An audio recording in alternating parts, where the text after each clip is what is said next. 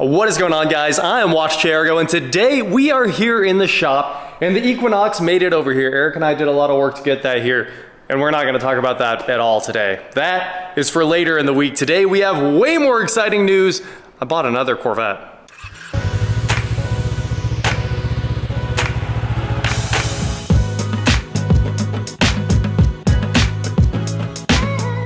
Today, like I said, we are here with the world's roughest, most torn up, cheapest Z06 ever. All right, there's probably been cheaper ones than this. These things are old, but this one was wildly cheap, about probably a third of what it should sell for, maybe a fourth, and it's really, really rough. I mean, you can see from right where you guys are right now, she's hurt. So today we're gonna check this thing out. How bad is a $4,000 Z06? And can we save it? I think we can. So this is a 2002 Corvette Z06 that was a victim of vandalism. Apparently the owner's girlfriend, ex-girlfriend, something like that, they got in a fight and she went outside and she ended his C5 Corvette. And she did a pretty good job. I mean, if you're gonna destroy a car, breaking every window and throwing house paint on it is probably a pretty good way to do it.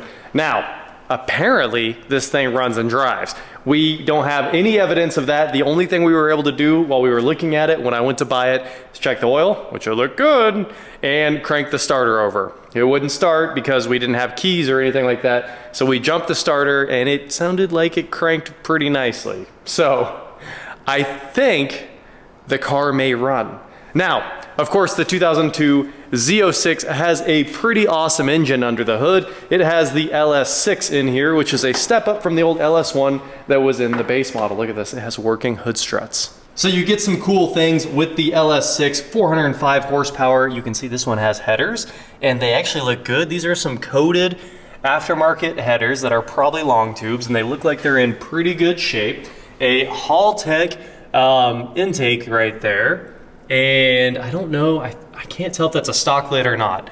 It looks aftermarket, so it may have a completely aftermarket intake system, which would be cool. It is drive-by-wire. Look at these clamps. That is some garbage if I've ever seen some garbage. So that looks incredibly rough. This thing does have its ABS pump, and it does have its climate control. And if the engine runs and those three things are there, then I'm cool with my purchase.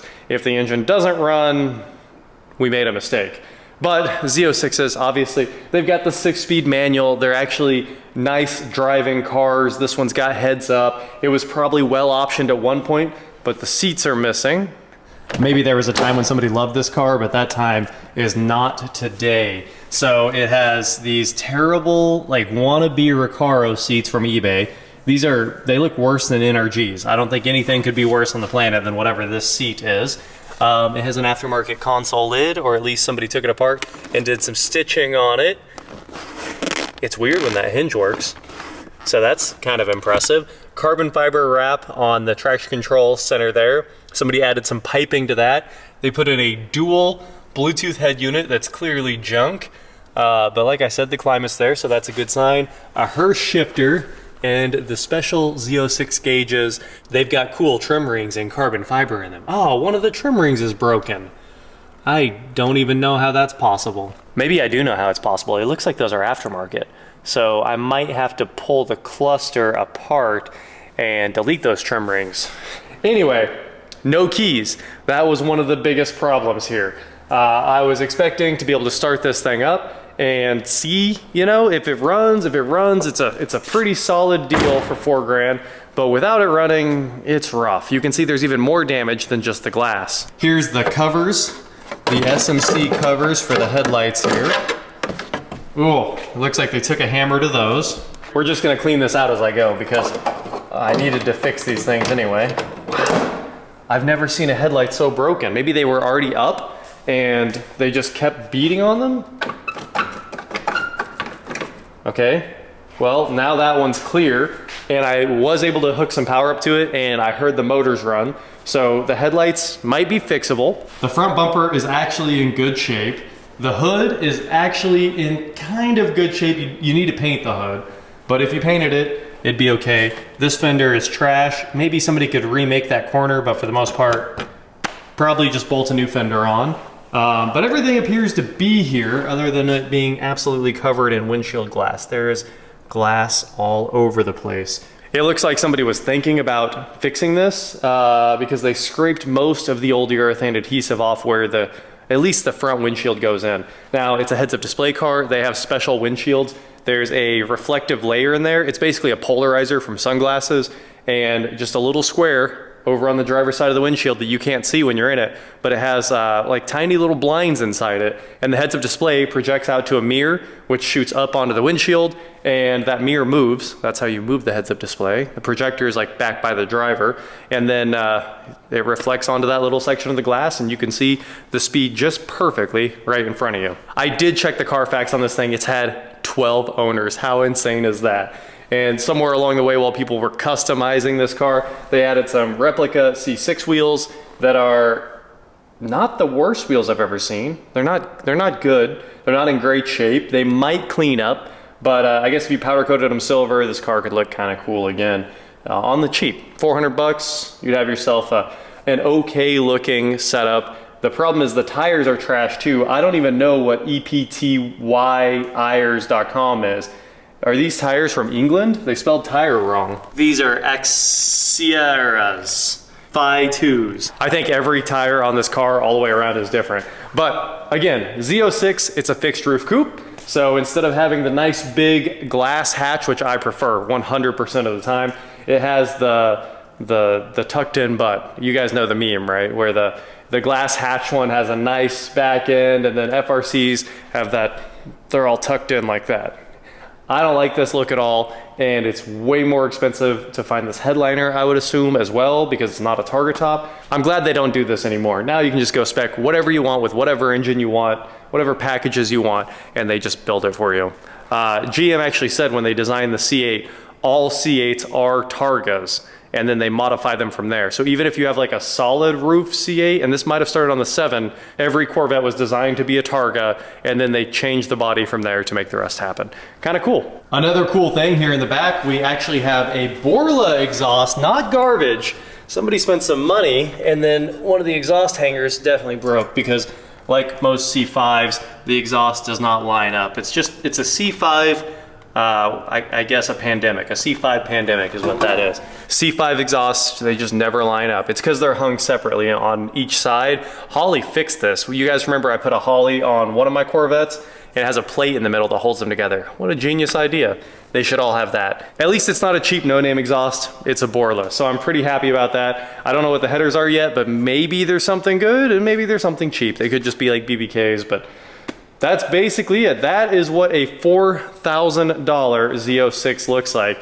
It looks really, really rough. It's got a new alternator on it, so that's something. We do have, you know, the red engine covers are worth something. And another cool thing, all this blue paint that's on it comes right off. So if you just do like just a little scratch, it's right on top of the paint. So I think with, you don't even need really a light wet sand. We could pretty much just peel all this paint right off the car and then probably buff it. The scratches and stuff from the vandalism are not going to be easily fixed. But the real thing here is, can we make it run? Is it actually a good car? So to start, let's go grab the jump pack. We're gonna hook some power up to this thing and see what happens, just to do some quick troubleshooting. I did buy this car just to part it out because, first of all, the LS6 is money. Like, LS6s are worth a lot more than most of the other, well, more than an LS, and a lot more than all the 5.3s and truck engines. So it's got the engine that I wanted. I bought it for parts, and then we get it home, and Eric's like, we need to save it, I want it. I was like, no, stop. I don't want to save this car. But we have all the parts here. That's the problem. So the passenger window is broken. We know that. The driver window is just down in the door. We know that. We looked in the seals. But we have both doors from a C5. We have almost every part we need to make this thing work right here in the shop from the one we just parted out. So what we're going to do, I think, is take a bunch of parts from that, swap them into this, and see if we can make it run. Like I said, we don't have keys, so we can't get through VATs. We can't even turn the ignition cylinder. But guess what? We've got an ignition cylinder. We've got keys. We got BCMs. We have just about everything that we need, probably, to make this thing work. So let's start with the battery and go from there. Can you guys imagine if we have a running driving Z06 for just $4,000? How wild would that be? So let's get some power hooked up first, like I said. And we've got our jump pack, so we'll just go ahead and hook this guy up. Fire up the old jump pack here. You guys know what's weird about this thing? If it's connected, it will not turn on without a battery. So you have to override and then hook it up. Oop, there we go. She's hooked up. I think that's the headlight motor making that noise. All right, let's try to open the headlights, turn the lights on. Hey, at least the lights work, that's something. Let's see what happens over here.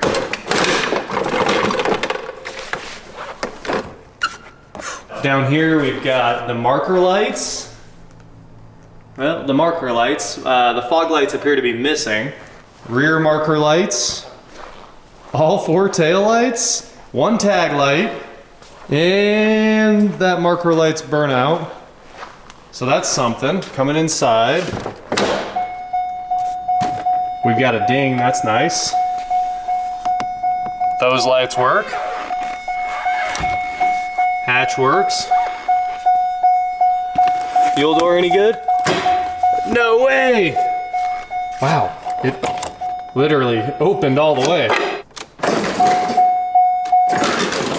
It looks like the little hatch assist springs are broken in the back, so sometimes you gotta stick something in there so you can get your fingers in, and then you can open it up. It's got bad struts. Good. As long as something on here had bad struts, we're good. I wonder if this car's been to the National Corvette Museum. I sure have, and it's always a blast. It looks like there's also a Jake on there, and a car cover, which we should probably throw away. Just a bunch of trash bag. We got some shot bullets, a breaker bar, and maybe a ratchet there. The mirror, obviously, because there's no windshield, but I think that mirror is probably trash. Probably shouldn't have touched this car cover. It needs to go straight in the trash, I think. This thing was sitting under a carport.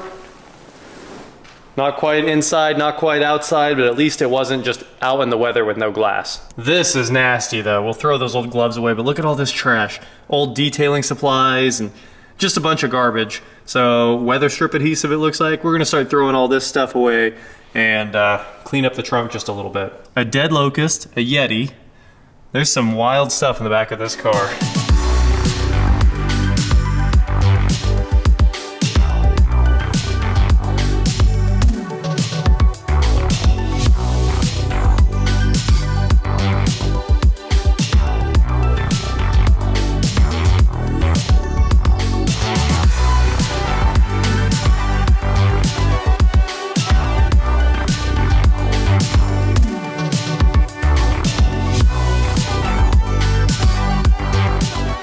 Well, a lot of vacuuming later, and we kind of have this thing cleaned out. I pulled a lot of glass out of the front, a lot of glass out of underneath the dash, out of the door, out of the passenger side, and a lot of trash out of the rear. All the leaves and all this glass that was in the back, I got all that out of there, got that light working again, just cleaned up a bunch of stuff really quickly. It's not great, but it is much better. I don't know what that is. I think that's a foam trim piece. And I thought it might have had like speakers in it or something, but really it just looks like a pile of trash. So I think we're gonna pull that out and throw it away.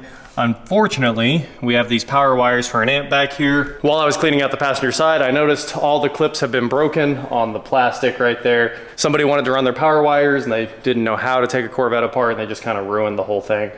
Unfortunately, it happens. But if we do what I was talking about here, all the parts from the old car, they're a full tan interior. So I've got carpet, I've got seats, I have this door sill trim, I have all of those tan plastics.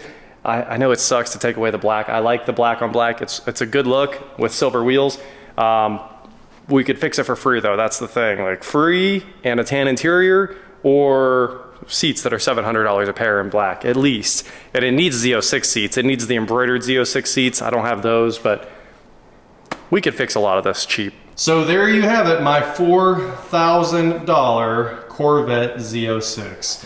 It's, 405 horsepower. What is that, like $10 a horsepower? Sounds like a pretty good deal to me. Anyway, there's a little more cleaning to do, but we got most of the glass out of it right there. And next up, we just need to try to get it running tomorrow. I need to go get a proper battery, get it off the jump pack, obviously, and just start tearing this thing apart and seeing if we can make it run. Oh, I thought this thing needed a dash pad. I was like, I've got a tan dash pad, but why is it apart? Why is it completely apart? I don't understand. Well, that's broken too, but the controls look kind of okay. They're not completely worn down.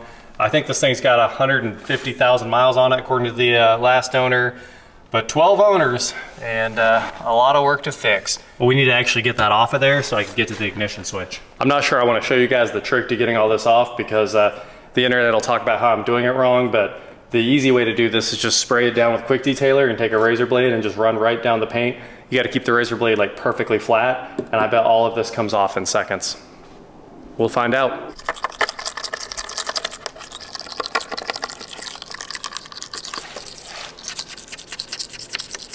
Three hours of work, we could probably have every little bit. Oops, I cut the wrong way. You gotta be careful, but it will need polished back out after this anyway. The really thick stuff is where it doesn't want to come off. If you're doing this, be careful too. You don't want to take the clear with it, but you can see how well it's working. Well, I spent 15 minutes on it. We've finished that sail panel. Man, it looks black again, definitely needs polished. I think this car's been repainted. It looks pretty terrible. And now let's see how the hatch lid looks.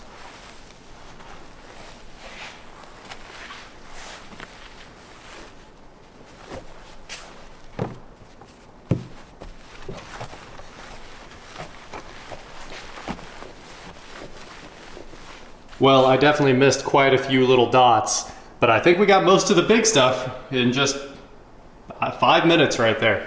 If this was automotive paint, I don't think it'd be coming off this easy, but since it's like latex house paint, super easy to clean up. And Eric and Jordan went with me to get this car, and they were like, this is all gonna come right off. And I was like, you know what? I think you're right. So maybe we don't have to replace any panels. If there's one thing that this car needs, it's a trip to Mako. That is it for today, guys. Thank you so much for watching. Don't forget to head on over to shop.watchchairyoga.com for cool shirts just like this. And please like, share, subscribe, do whatever you want to do. And I will talk to you next time. Hopefully in the next one we get this thing running. That's my goal. And the scariest thing ever while I was vacuuming out this footwell down here, I tapped the bottom of the dash and that light started flickering, but I thought it was sparks flying because I've got that battery hooked up. And it wasn't, it was just those cheap Chinese LEDs turning on in there. And once they did, well, we were good to go. We got footwell illumination on both sides. And like I said, I got the other one working in the trunk. So this car is coming back to life. It might look absolutely horrible, but really it's just a bunch of elbow grease. It's not a bunch of expensive parts. As long as you have an interior. The interior is very expensive, but we have an interior. I just can't stop. Like 1 minute on this door and it's almost all the way back. It needs cleaned out with a detail brush and more spray, but the problem is I'm out of interior cleaner and I don't want to go mix more up tonight. We did start buying that in bulk, but just seconds of work and another problem down. Too bad that door panel's got some little, don't even know how that happens. And this paint, as always, just a little scratching, comes right off.